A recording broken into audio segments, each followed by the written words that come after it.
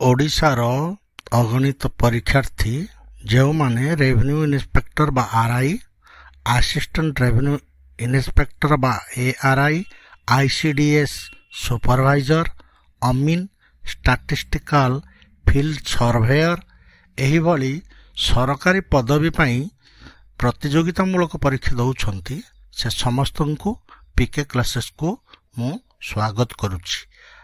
RI ପରୀକ୍ଷା ଆଗାମୀ 28 ତାରିଖରେ ଅନୁଷ୍ଠିତ ହେବ।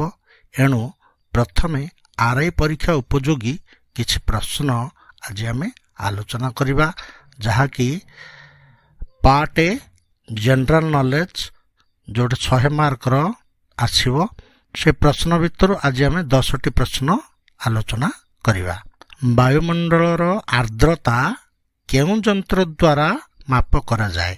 ଏ ବାରୋମିଟର, ବି ଆନିମୋମିଟର, ସି ଲାଇସିମିଟର, ଡି ହାଇଗ୍ରୋମିଟର। ଆର ଠିକ୍ ଉତ୍ତର ହେଉଛି ଡି ହାଇଗ୍ରୋମିଟର। କୋଇଲା କେଉଁ ପ୍ରକାରର ଶିଳା ଅଟେ? ଏ ଆଗ୍ନେୟ ଶିଳା, ବି ରୂପାନ୍ତରିତ ଶିଳା, ସି ଅବକ୍ଷିପ୍ତ ଶିଳା, ଡି କେଉଁଟି ନୁହେଁ?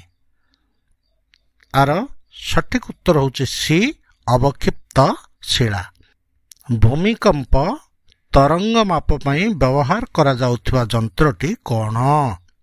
ଏ ବାରୋଗ୍ରାଫ, ବି ହାଇଡ୍ରୋଗ୍ରାଫ, ସି ପ୍ୟାଣ୍ଟୋଗ୍ରାଫ, ଡି ସିସ୍ମୋଗ୍ରାଫ।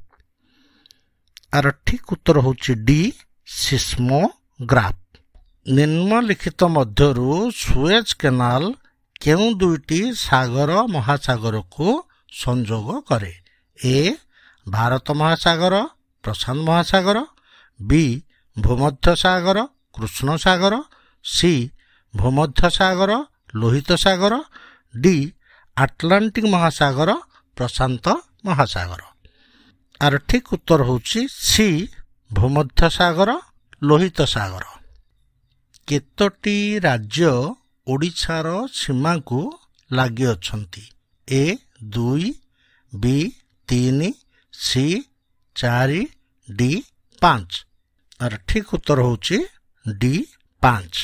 ଓଡ଼ିଶାରେ କେଉଁ ପ୍ରକାରର ଜଳବାୟୁ ଅନୁଭୂତ ହୁଏ? ଏ କ୍ରାନ୍ତୀୟ, ବି ନାତିଶୀତୋଷ୍ଣ, ସି ବିଷୁବମଣ୍ଡଳୀୟ, ଡି ତୁନ୍ଦ୍ରା। ଆର ଠିକ ଉତ୍ତର ହେଉଛି ଏ କ୍ରାନ୍ତୀୟ।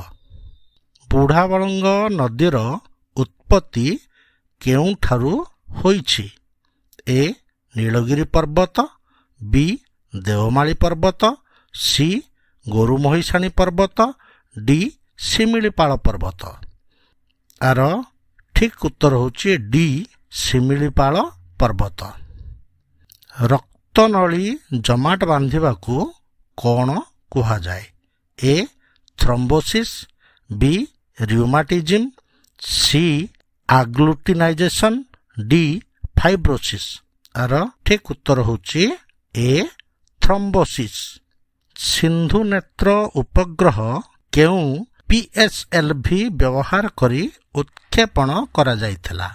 ଏ PSLV C51, ବି PSLV C52, C PSLV C53, D PSLV C54। ଆର ଠିକ ଉତ୍ତର ହେଉଛି PSLV C51। କେଉଁ ପ୍ରକାରର ମଶା ଯେତେବେଳେ ଭୂତାଣୁ ଦ୍ୱାରା ସଂକ୍ରମିତ ହୁଏ ତାହା ଡେଙ୍ଗୁ ଜ୍ୱର ପ୍ରସାର କରିବାରେ ସହାୟକ ହୋଇଥାଏ? ଏ କ୍ୟୁଲେକ୍ସ, ବି ଏଡିସ୍, ସି ଆନୋଫିଲିସ୍, ଡି ମନସୋନିଆ। ଆର ଠିକ ଉତ୍ତର ହେଉଛି ବି ଏଡିସ୍। ଆଜି ପାଇଁ ଏତିକି। ଖୁବ୍ ଶୀଘ୍ର ଆମେ ଆଉ ଗୋଟେ ଏପିସୋଡରେ ପୁଣି ଆଲୋଚନା କରିବା।